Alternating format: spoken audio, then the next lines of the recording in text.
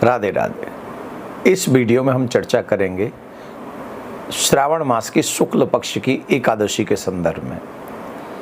धर्मराज के पूछने पर भगवान श्री कृष्ण ने कहा, श्रावण मास की एकादशी, शुक्ल पक्ष की एकादशी को पुत्रदा एकादशी के नाम से जाना जाता है और इसकी कथा बहुत ही सुंदर है। द्वापर युग के प्रारंभ में, जब द्वापर युग प्रारंभ हुआ तो उस समय एक महिष्मति नाम की एक नगरी थी जिसमें महीजित नाम के राजा राज्य किया करते थे और बहुत धार्मिक राजा थे। लेकिन उनको एक दुख था, उनके घर में कोई पुत्र नहीं था। तो राजा इस बात से दुखी रहते थे कि इतना बड़ा साम्राज्य है, सुख है, रानियां हैं, सब है, लेकिन पुत्र न होने के कारण ये सब मुझे सुख नहीं, दुख देता है। तो एक दिन सभी प्रजाजनों को बुलाया और उन्होंने ब्राह्मणों के आगे कहा कि मैंने कभी किसी का अधिकार नहीं छीना है, मैंने किसी को किसी वस्तु से रहित नहीं किया है, फिर भी मेरे घर में पुत्र नहीं, ऐसा क्या है? तो वो कुछ विद्वान ब्राह्मण वन में गए और उन्हें लोमस ऋषि मिले और लोमस ऋषि को उन ब्राह्मणों ने, विद्वानों ने राजा का दुख बताया कि हमारे राजा हैं और वो दुखी हैं तो हम भी दुखी हैं। तो लोमस ऋषि ने ध्यान किया और ध्यान करके राजा के पूर्व जन्म का वृत्तांत देखा। तो पूर्व जन्म में राजा जो थे वो एक वैश्य थे और वैश्य निर्धन वैश्य थे, कोई धनवान वैश्य नहीं थे, निर्धन थे। और वो निर्धन जो वैश्य थे उन्होंने क्या किया, वो एक दिन भूख प्यास से तड़प रहे थे, हालांकि उन्होंने 2 दिन से कुछ खाया पिया नहीं था। अचानक से उनको एक जलाशय दिखाई पड़ा और तो वहाँ जल पीने के लिए गए। तो जहाँ वो जल पीने के लिए गए उस जलाशय में वो एक गाय जल पी रही थी, तो उस गाय को हटाकर स्वयं जल पीने लगे। हालांकि जिन 2 दिनों में वो भूखे रहे थे उनमें से एक दिन वो एकादशी का था। उस व्रत का फल अनजाने में ही उसने वो एकादशी रखी थी, तो उसका फल तो ये हुआ कि वो राजा बन गया। लेकिन गाय को जल पीने से रोक दिया, हटा दिया, उसे भगा दिया वहाँ से। इसका दुष्परिणाम ये हुआ कि अब राजा के घर में पुत्र नहीं है। एक बात तो यहाँ समझ लीजिए, इसीलिए हमारे सनातन में गाय को पहली रोटी देने का सौभाग्य माना जाता है कि पहली गाय की, हमारे घर की रोटी गाय को, जिनके घर में गाय है उनको पहली रोटी अपनी गाय को देनी चाहिए। और जिनके घर में गाय नहीं है वो प्रत्येक महीने 101 रुपया निकालें गाय के लिए, या सामर्थ्य अनुसार ज़्यादा निकालें। और वृंदावन में जो प्रिया कांजू की गौशाला है उसमें अपने धन को भेजकर गौ माता की सेवा करें। तो राजा ने उस गाय को हटाया, इसका दुष्परिणाम है जल नहीं पीने दिया, तो उसके घर में पुत्र नहीं। तो ब्राह्मणों के पूछने पर उन्होंने बताया कि अगर राजा श्रावण मास की शुक्ल पक्ष की एकादशी का व्रत करे तो उसके घर में पुत्र रत्न अवश्य होगा। तो ब्राह्मणों के कहने से राजा ने ये व्रत किया और राजा के घर में बहुत सुंदर और सुयोग्य संस्कारी पुत्र हुआ।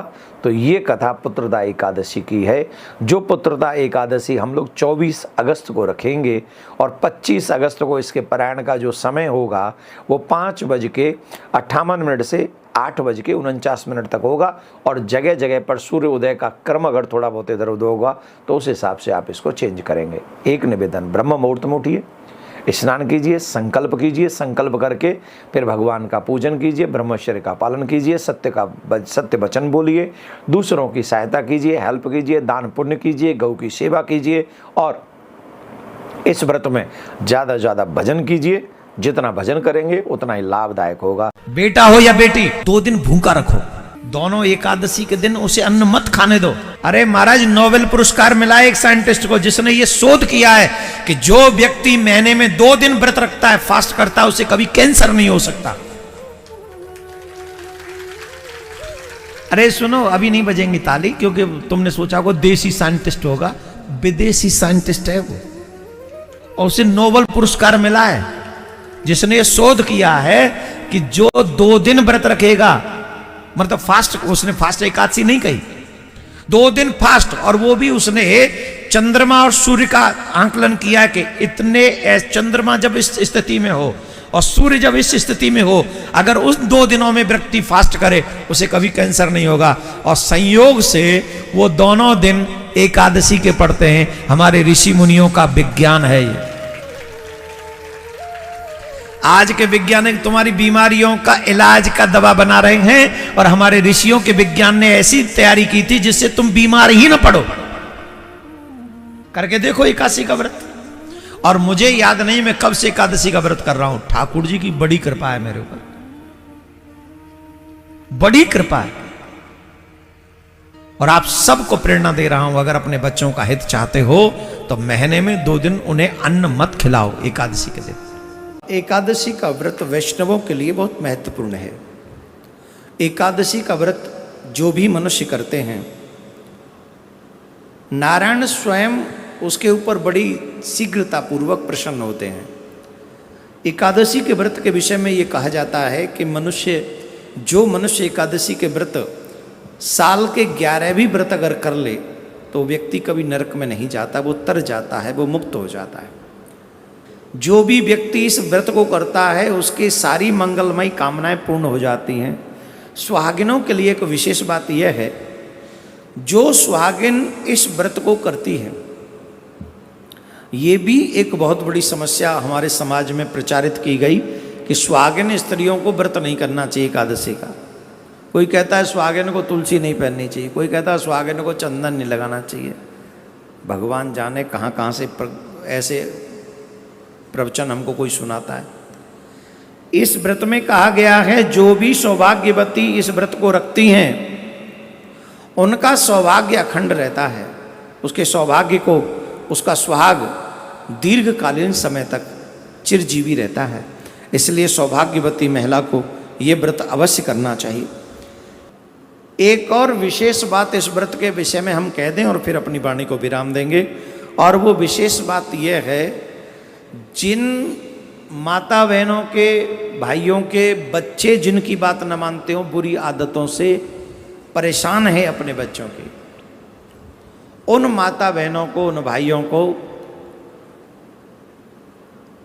कामदा एकादशी व्रत करते हुए पूजन करते समय भगवान से प्रार्थना करनी चाहिए। जो भी आपके बच्चे की शिकायत है वो भगवान के चरणों में प्रकट करनी चाहिए।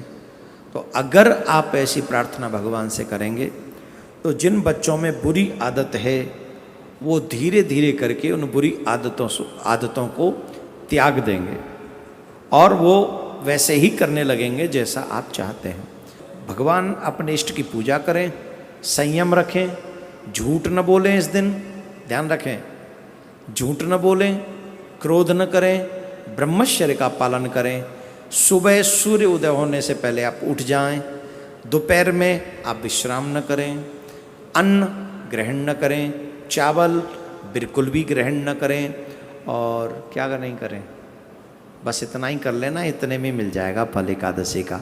आप भी सुने, औरों को भी सुनाएं। आप सबका मंगलमय, भगवान आपका मंगल करे। राधे राधे।